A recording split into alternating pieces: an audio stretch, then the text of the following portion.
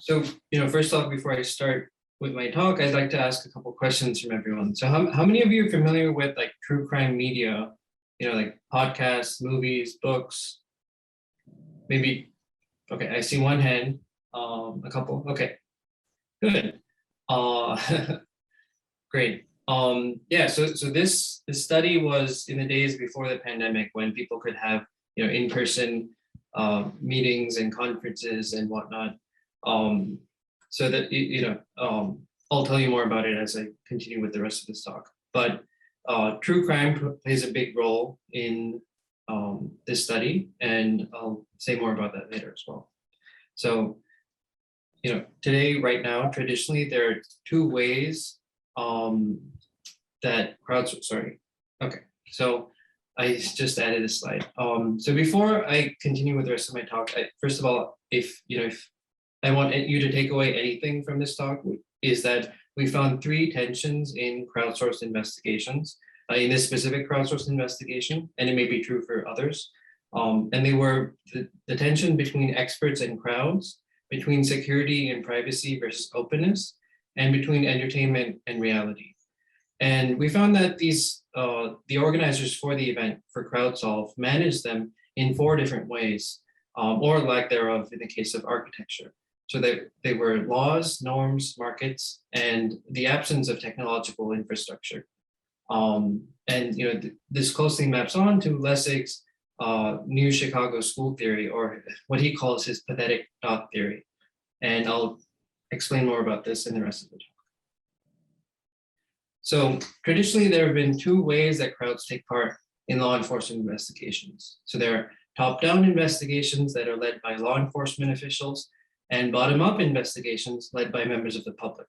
If you can see on the right, it's the FBI logo, but with the Reddit icon in the middle, or the Reddit mascot.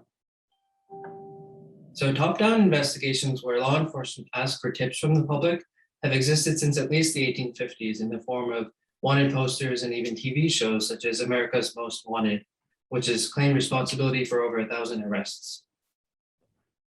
Today, such calls for help exist on websites and social media. For example, this is a Facebook post by the FBI seeking information about people who took part in the attack on the US Capitol. Now, while the format of these requests has changed over time, from paper posters to TV shows to social media posts, the actual requests themselves have not. So law enforcement officials control who to investigate, what lines of inquiry to follow, and the public's contribution is often limited to just providing raw data, and information flows one way from the public to law enforcement and not the other way. Simultaneously, social networking sites and investigative tools like Google Maps have enabled bottom-up or crowdsourced investigations that are run by members of the public with no oversight by professionals. Most recently, for example, TikTok has allowed crowds to post hundreds of videos investigating the disappearance of Gabby Petito. And these videos have amassed over 1.4 billion views, fueled by TikTok's content ranking algorithm. While some bottom-up crowdsourced investigations have been successful, such as by identifying and catching criminals, they're perhaps better known for their high-profile failures involving vigilantism and doxing, such as during the 2013 Boston Marathon bombing or the 2020 George Floyd protests. Despite this criticism, crowdsourced investigations continue to flourish and evolve. So how can we make crowdsourced investigations more effective and ethical? Well, we explore that through our study of CrowdSolve. So we conducted an ethnography at CrowdSolve, and it's an event, a crowdsourcing event that investigated 2 decades-old unsolved cold cases. And we found that CrowdSolve represents a third unique model, different from top-down and bottom-up investigations. It actually blends top-down guidance by law enforcement experts with bottom-up participation of a crowd, in the case of CrowdSolve, of 250 amateur sleuths. Before I dive into our findings, let me describe the event and how we became involved in it. So a month before CrowdSolve, the event organizers reached out to us for advice on how best to leverage the efforts of over 250 attendees, and because of our prior work in crowdsourced investigations. Now, given the limited time and the privacy concerns, regarding digitizing real case files. It was the murder of one woman and the disappearance of another. The organizers ended up implementing one of our suggestions, which was giving attendees specific and actionable sense-making tasks. The event itself was spread over 3.5 days in Seattle, Washington, and involved investigating 2 unsolved cold cases. So it was the disappearance of Nancy Moyer and the murder of Karen Bodine. And these 2 cases were over 10 years old at that point when the event happened. At the event, there was law enforcement experts, the attendees, the experts, and also the lead detective on the 2 cases. And all of them provided an overview of the cases to the attendees and presented the evidence that they had. Then the 250 attendees were actually split into 3 working groups that were each led by a different expert. And so they focused on different aspects of the case, such as the perpetrator profiles, the suspect statements, and in I think the case of Nancy Moyer, the autopsy report. Each group was split further into smaller teams of 8 to 10 people, where teams answered questions that the experts had identified as being potentially useful to the lead detective, such as, is there anything that may give you clues about her, the victim's state of mind, or her plans for the weekend? Finally, the organizers recruited professional facilitators to synthesize the results into a report that was handed over to the police department at the end of the event. So as far as methods, we conducted an ethnography with the organizer's permission. This included participant and non-participant observations, as well as a demographic survey and a consent form for those who agreed to take part in interviews. And we interviewed 30 participants in total.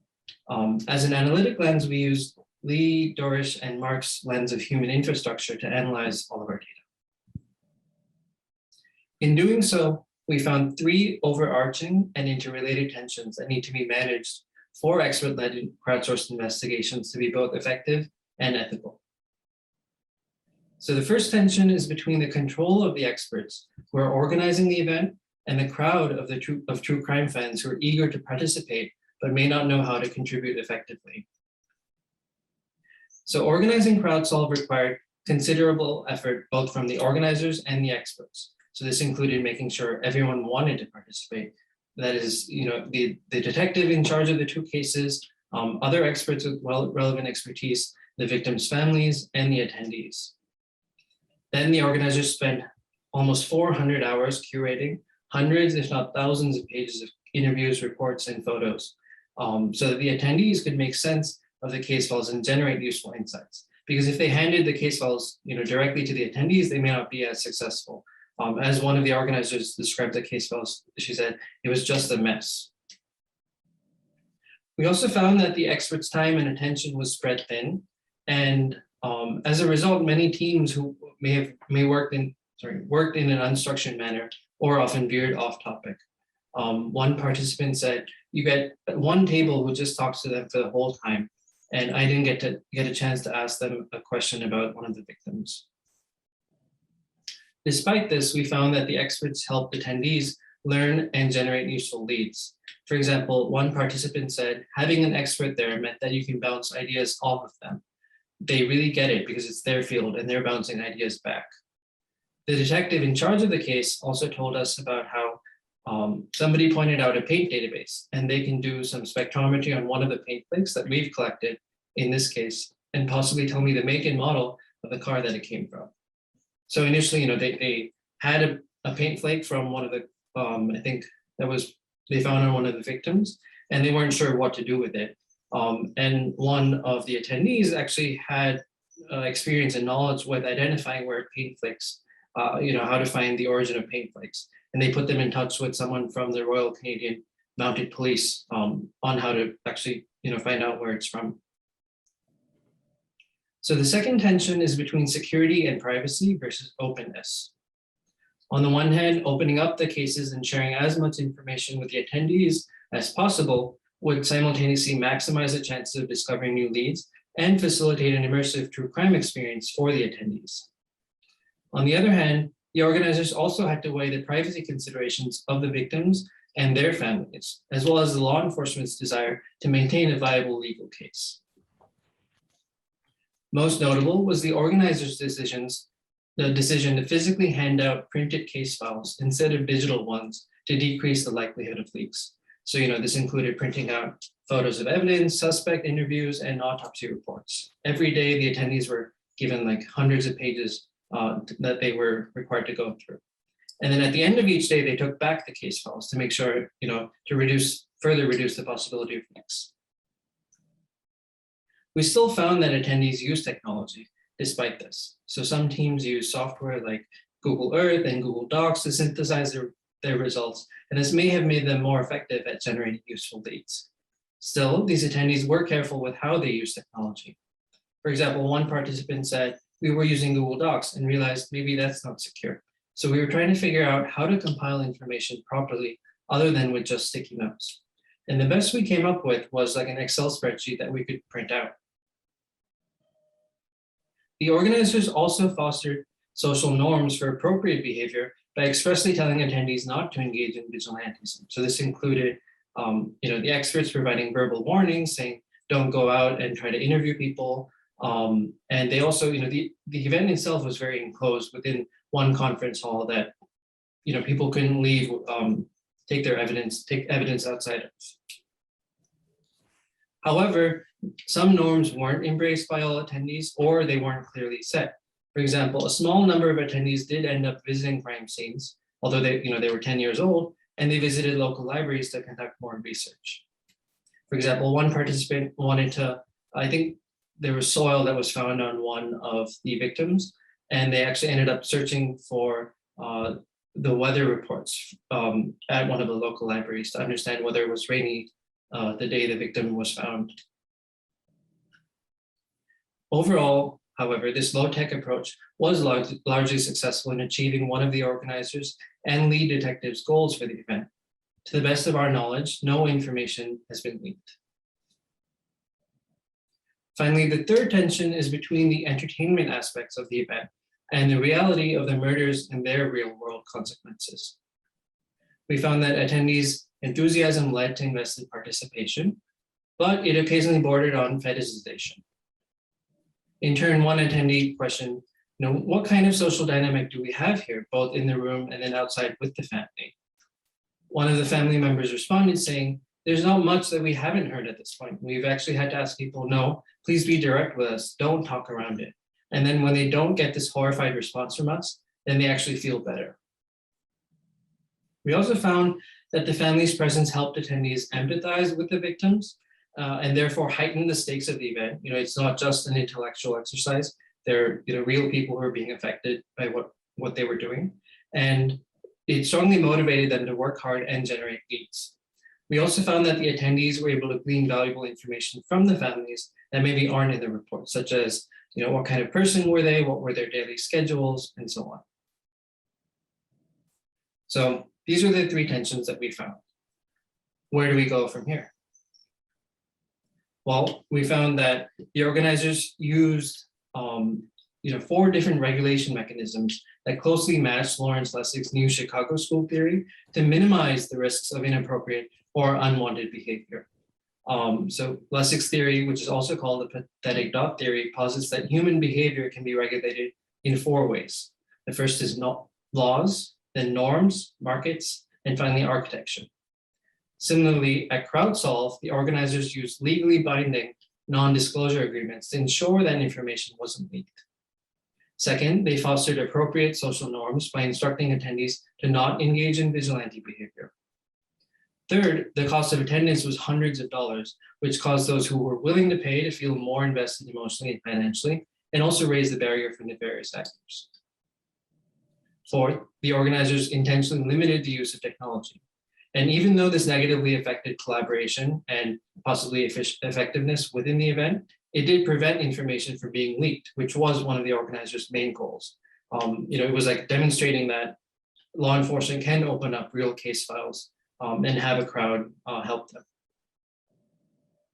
Further, we found that making crowdsourced investigations effective and ethical requires carefully designing the entire initiative. This includes choosing what cases to focus on, deciding who is involved, what information to share and how, designing microtasks for the attendees, And finally, synthesizing large volume of results into a format that is useful for the end users. More broadly, expert-led crowdsourcing can benefit other types of investigations, such as crises or in resource-constrained settings that may need flexibility and rapid scaling up of expertise. For example, crises may make it infeasible to design complex crowdsourcing platforms, or expertise may be limited. So instead, experts can train and guide novice crowds in a synchronous setting and design microtasks that enable them to scale up investigations. Crowdsourced investigations can be incredibly powerful and can be made even more so when led and carefully designed by experts. So thank you. I'd love to hear any thoughts or questions that you'd like to share. And please consider donating to Nancy Moyer and Karen Bodine's GoFundMes.